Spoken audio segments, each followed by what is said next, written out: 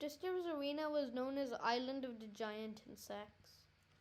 This year's arena had been specially engineered by expert mutation developers of the capital's underground laboratories. As Priscilla announced the name of the arena, Rubius, along with training master Astriana, and almost all of Snow Square squealed in delight. This year's arena was more of a tropical temperature, with the cornucopia being set in a muddy clearing. Surrounding the clearing was thick vegetation, with large trees and small insects. However, as one traveled further from the cornucopia, one would notice the insects getting larger and larger. By the time one reached the perimeter, one would see that these insects were twice the size of the average career tribute. However, these insects kept to themselves and only awoke when disturbed. Due to Spruce from 7 being part of a tracker removal crew, his odds of winning dramatically increased to 5 to 1. In the cornucopia, most tributes examined each other intently. Isla and Neptune, both from 4, were placed on either side of Burn from 5, whose podium appeared to be rather slippery. As Isla noticed how shiny it was, Burn slipped off his podium and landed on the ground.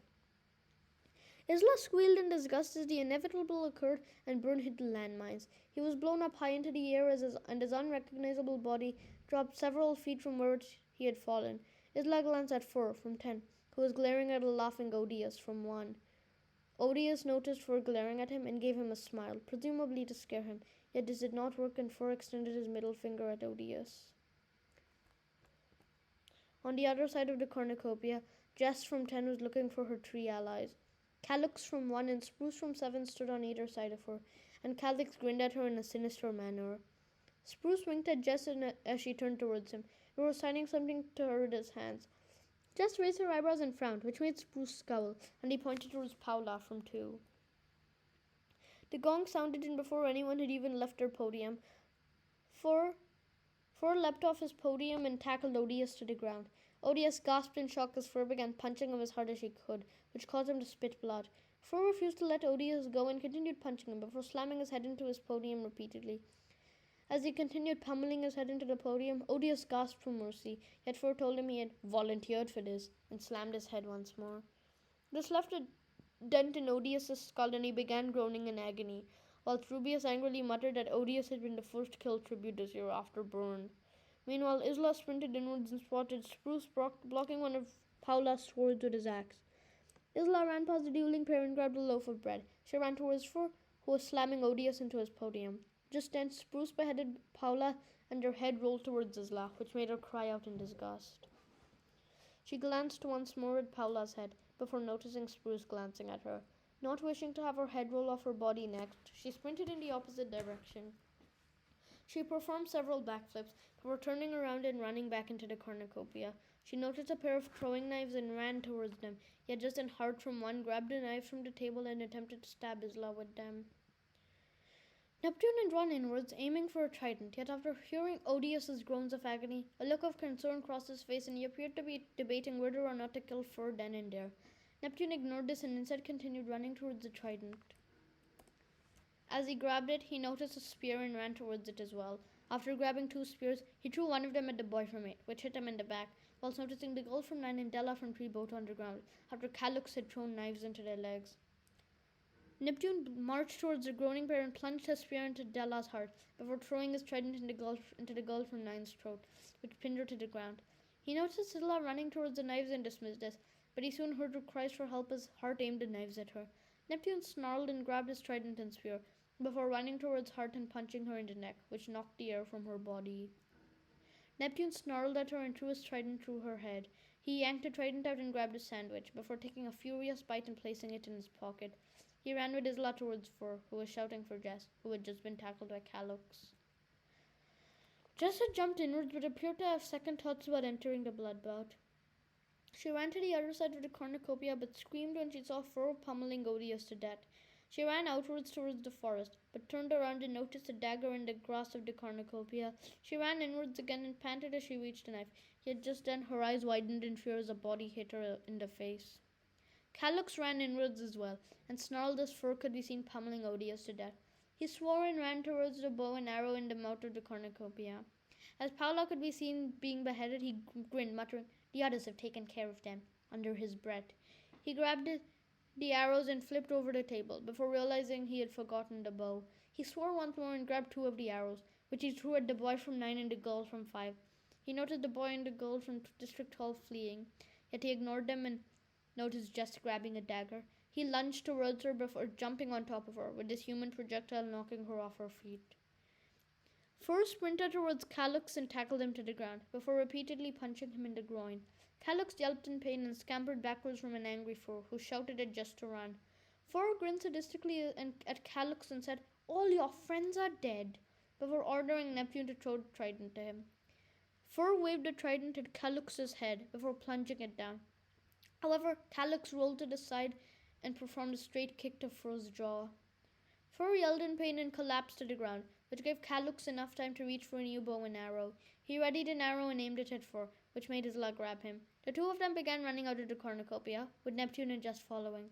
For a few moments, they began running, before alternating between jogging and sprinting for the next few minutes. They rested by the lake for a few moments and they drank some water.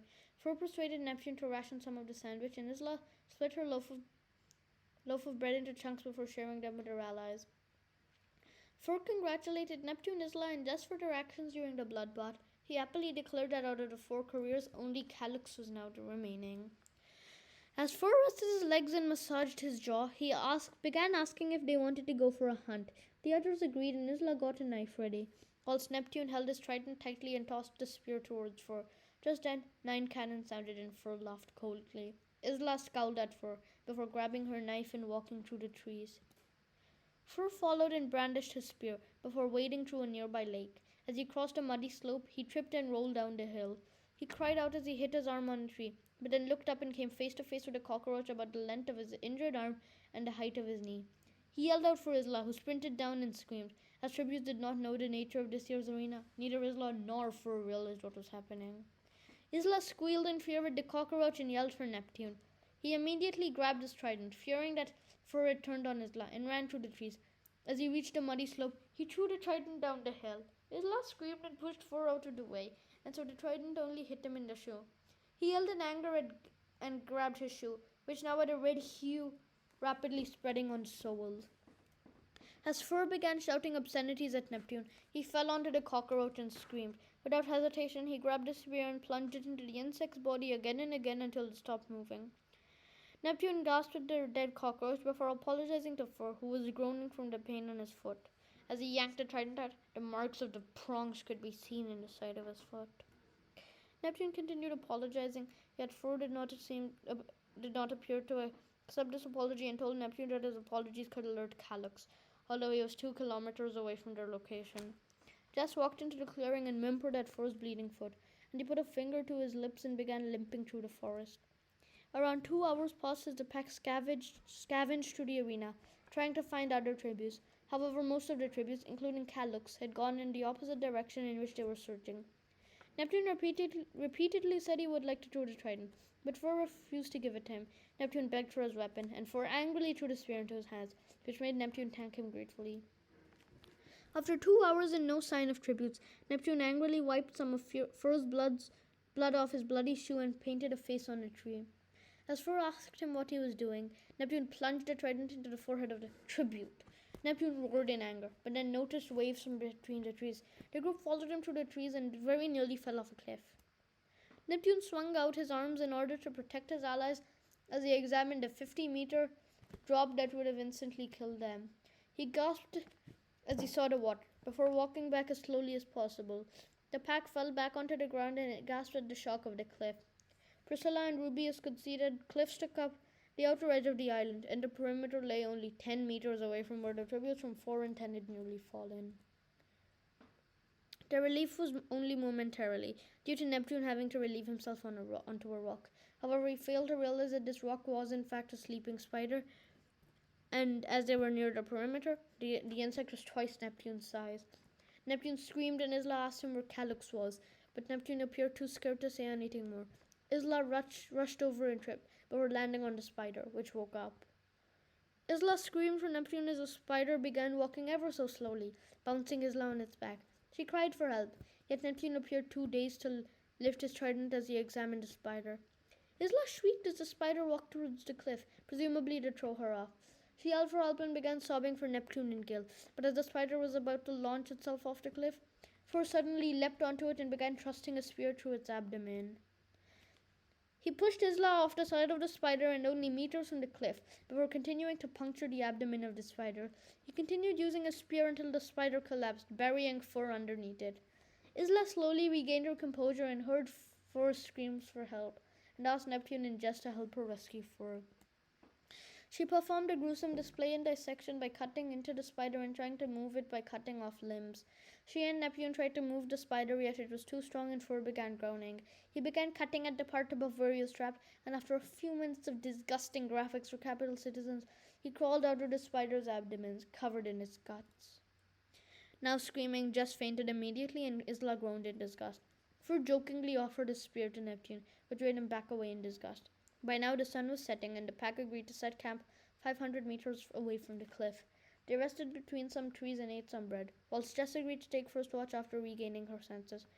As midnight came, the others slept and Jess watched as the portraits of Hart from 1, Paula and Odious, both from 2, Della from 3, Vernon the girl, both from 5, the boy from 8, both tributes from 9 were shown, which left 15 tributes remaining.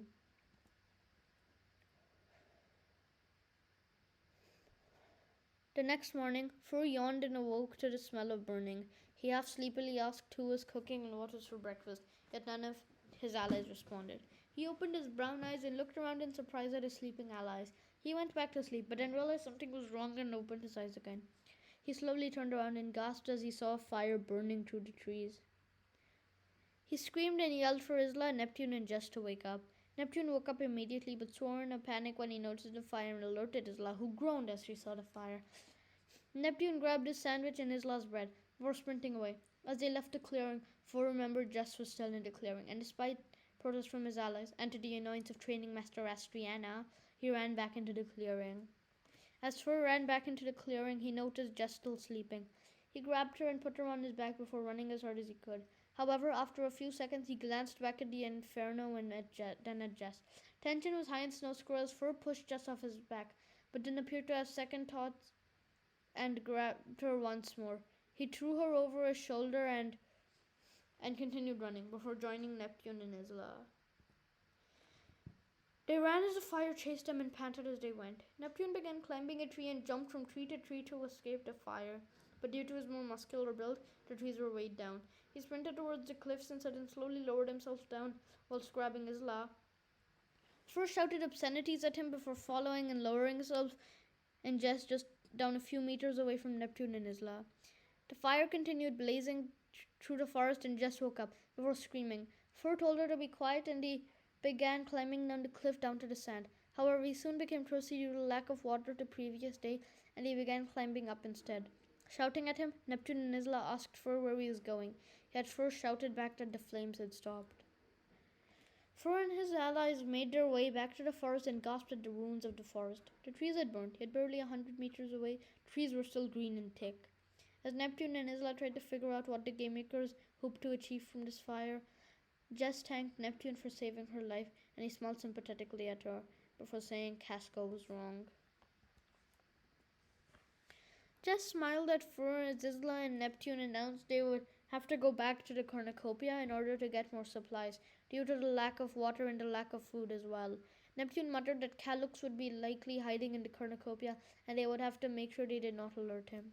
Fur appeared skeptical about this plan, before telling Neptune that Calux's arrows had a wider range than the spears and tridents and knife, and they would be able to shoot them before they could even throw their weapons. Neptune appeared to disagree and told Fur that they had to take the risk in order to get some food and water and supplies. Jess appeared to dislike this plan, but seemed scared Neptune and Isla would turn on her, and so she agreed. Fur grudgingly agreed and told Neptune that he would be responsible if a member of their pack was killed by Calux. Around 3 hours passed as the pack made their way back to the cornucopia.